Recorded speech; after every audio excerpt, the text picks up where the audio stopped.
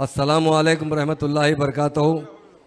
आज हम लोग जो यहाँ जमा हुए हैं, जो एक मुशायरा ये दीक्षा दिवस पर है, मैं एक बात बताना चाहता हूँ।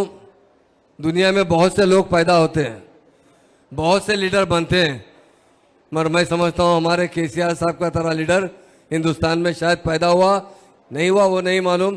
तेलंगाना के लिए उन्होंने एक दिन 2 दिन नहीं 11 दिन तक मरण पर बैठा था। ये बड़ी बात है। लोग अपने लिए जीते हैं। बहुत से पार्टियां बनती है इख्तिदार के लिए बनती है, मगर तेलंगाना राष्ट्र समिति बनी थी तेलंगाना के अवाम को हक दिलाने के लिए, तेलंगाना के अवाम को इंसाफ दिलाने के लिए। पहली बार हमने कांग्रेस से अलायंस किया, उन्होंने हमारे साथ धोखा किया। हमेशा कहते थे कि चंद्रबाबू नहीं कहेंगे तो किस तरह देंगे। बाद में चंद्रबाबू नायडू से अलायंस किया, वो भी हमारे साथ धोखा करे। उसके लिए बाद केसीआर साहब ने 11 दिन मुसलसल मरण पर बैठा है। हमारी बहनें भी यहाँ पर मौजूद है। अगर आपका बच्चा एक टाइम नहीं खाता, एक टाइम बाहर रहता, 2 टाइम बाहर रहता, तो आप बुर्का पहन के निकल जाते कि मेरा बेटा सुबह से भूखा है। और हमारे महान महात्मा कायद केसीआर साहब ने 11 दिन एक दाना इस्तेमाल नहीं किया तेलंगाना अवाम के हक के लिए। जब 10 दिन हो चुके थे, हमारे जयशंकर साहब थे, KT रामाराव साहब थे, विद्यासागर साहब थे, बहुत से हमारे लीडर्स थे, जाके केसीआर साहब से गुजारिश किए। कविता मैडम थे हमारे, अहिल्या केसीआर साहब थे, पूरा खानदान के साहब आप भरत तोड़ दीजिए। आप भरत नहीं तोड़ेंगे तो डॉक्टर कह रहे हैं आपको कुछ भी हो सकता है, पैरालिसिस हो सकता है, आपके किडनी फेल हो सकते हैं, आपकी सेहत बिल्कुल मुतासिर हो सकती है, फिर अच्छी नहीं हो सकती। मगर हमारे महान और महात्मा लीडर ने क्या कहा, मेरी जान गई तो परवाह नहीं, मेरे तेलंगाना अवाम के लिए मुझे तेलंगाना चाहिए। आज हम लोग इसी दीक्षा दिवस के लिए और हमारे डायनामिक बहुत से नौजवान कायद है, बहुत से पार्टियों में बहुत नौजवान कायद है, बहुत से चीफ मिनिस्टर्स के खानदान वाले या बेटे या और दूसरे लोग हैं।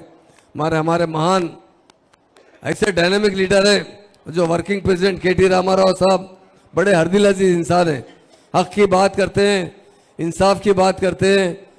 तेलंगाना की तरक्की में उन्होंने जो रोल अदा किया उसका मैं अंदाज़ा नहीं कर सकते।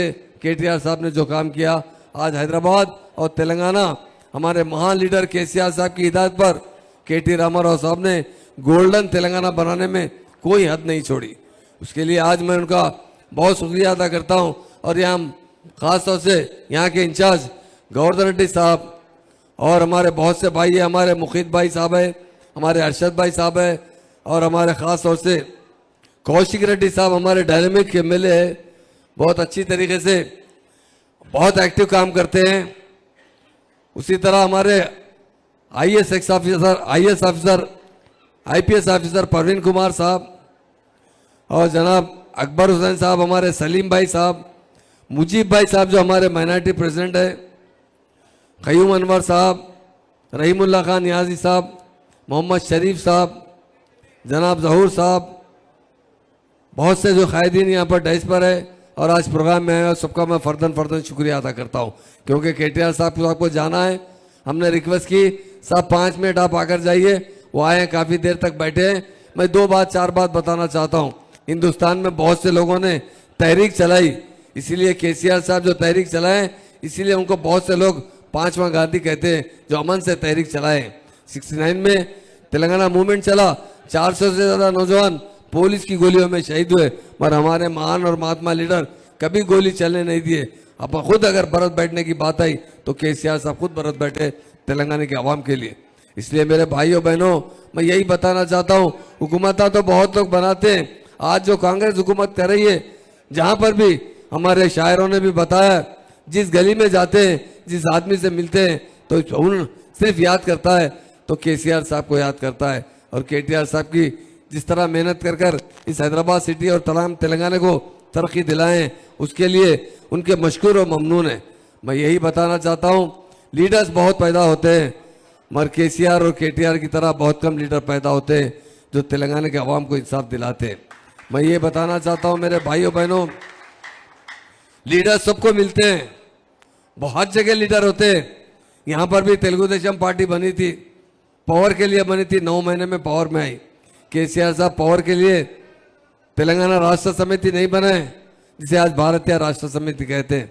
उन्होंने तेलंगाना अवाम को इंसाफ दिलाने के लिए, उनका हक उनको दिलाने के लिए, तेलंगाना लाने के लिए अपनी जान की बाजी लगाकर तेलंगाना हासिल किया है। इसलिए मेरे भाइयों बहनों, हमारे केटी रामाराव साहब जो हमारे डायनामिक लीडर है, उन्हें और भी प्रोग्राम में जाना है। मैंने कहा नहीं साहब आप ही बात कर दीजिए, उन्होंने कहा नहीं 2 मिनट बात कर दीजिए। मैं एक बात बताना चाहता हूं, अगर सेकुलरिज्म किसी के दौर में आया है 1947 से लेकर 2014 तक फिसादात होते रहे, आप निकाल कर देख लीजिए। अगर अमन कायम किए, गंगा जमुना तहजीब लाए, वो केटीआर साहब लाए। जिस तरह जब हमारी हुकूमत गई, आप देखिए 1 साल के अंदर 12 से ज्यादा फिसादात हो चुके हैं। मुसलमान गोलियों से हम शहीद हुए हैं और मुसलमानों को गिरफ्तार किया गया। लैंड ऑर्डर अगर नंबर 1 रहा तो केसीआर साहब के दौर में रहा। हिंदू मुस्लिम भाईचारगी रही तो केसीआर साहब के दौर में रही। इसलिए मेरे भाइयों, ये हुकूमत आपकी है, ये आपकी तरक्की के लिए बनने वाली हुकूमत है।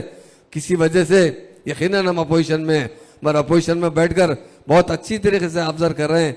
आप देखिए ये लोग क्या कर रहे हैं, ये रेवंत रेड्डी साहब क्या कर रहे हैं। कुछ तरक्की की बात नहीं है, खाली जो 4th ग्रेड के ऑफिसर्स है उन्हें 1st ग्रेड में लाकर खाली इंक्वायरियों के पे लगे हैं। कोई तरक्की नहीं है, कोई स्कीम नहीं है उनके पास। केसीआर साहब ने बहुत अच्छे स्कीम लाए, क्योंकि अगर हम लोग 100 भी स्कीम बोलेंगे तो हमारे अर्दिल अजीज लीडर आपको बताएंगे केटीआर साहब ने क्या क्या कारनामे अंजाम दिए, किस तरह इस तेलंगाना को गोल्डन तेलंगाना बनाया, किस तरह तेलंगाना में हिंदू मुस्लिम इत्तेहाद किया।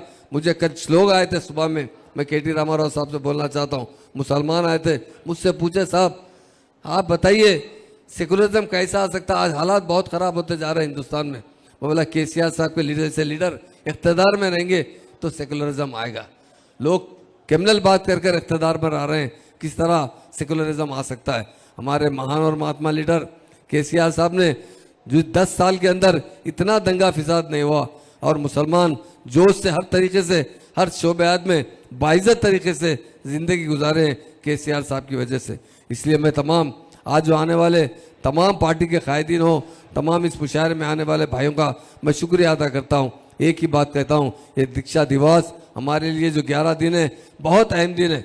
हर एक दिन हमारे लिए अहम दिन है और लोग आज याद कर रहे हैं केसीआर साहब को और ये बता रहे हैं कि महान लीडर होते हैं तो केसीआर साहब। किसी गांव में जाओ, किसी गली में जाओ, किसी ऑटो वाले से बात कीजिए, किसी रिक्शा वाले से बात कीजिए, किसी से बात कीजिए, लोग कह रहे हैं केसीआर साहब जाने के बाद तेलंगाना में इफलास आ चुका है। दिवाली में दिवाली के सब व्यापार नहीं है, हर व्यापार का पूरा ठंडा हो चुका है, बिजनेस नहीं चल रहा है, हम परेशान हैं। लोग याद कर रहे हैं। मैं अल्लाह ताला से आप सबके साथ दुआ करता हूँ, अल्लाह ताला जल्द से जल्द बीआरएस पार्टी को इख्तिदार में लाए जब भी वक्त आएगा और केसीआर साहब के इख्तिदार में आए, हिंदुस्तान में एक नमूना स्टेट बनकर रहेगी और सारे हिंदू मुस्लिम भाई मिलजुल कर रहेंगे और केसीआर की सदारत में लोग देखकर इस तेलंगाना को सबक हासिल करेंगे और हासिल भी कर चुके हैं। यही कहते हुए मैं अपनी बात ख़त्म करता हूँ, क्योंकि हमारे महान और माहिर कायद ऐसे डायनेमिक कायद है जो हमारे वर्किंग प्रेसिडेंट केटी रामाराव साहब, जिनकी तकरीर लोग शौक से सुनते हैं, देख कर सुनते हैं। दीक्षा दिवस का जुलूस के बाद तेलंगाना भवन में केटीआर साहब ने जो तकरीर की है, मैं समझता हूँ हज़ारों ने, लाखों लोग, करोड़ों लोग उसे पसंद किए और बोले हैं मुझसे भी कई पार्टी के कायदीन। केटीआर साहब की जो तकरीर है हमारे आँख में आंसू हो चुके हैं, किस तरह तेलंगाना को हासिल किया गया, क्या तकलीफ़ों से हासिल किया गया, कितने मुश्किलात से हासिल किया गया।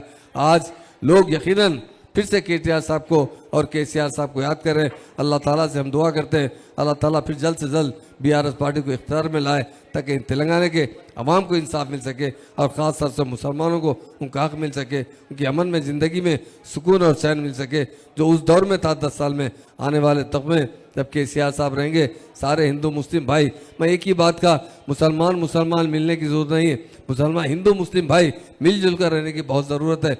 हर जगह कम्युनिटी रहती है पर लोग गैर जरूरी किसी एक ही कमेटी को कहते हैं आप मिलकर रहिए, पर हमारा नारा है हिंदू मुस्लिम भाई मिलजुल कर रहेंगे तो देश भी तरक्की करेगा, स्टेट भी तरक्की करेगा। हमारे लिए ऐसे कायद की ज़रूरत है, केटीआर साहब के लिए ऐसे कायद की ज़रूरत है, केसीआर साहब के वैसे कायद की ज़रूरत है ताकि हमारी स्टेट अमन और सुकून से चल सके। मुझे जो वक्त दिया गया है मैं शुक्रिया अदा करता हूँ। थैंक्स।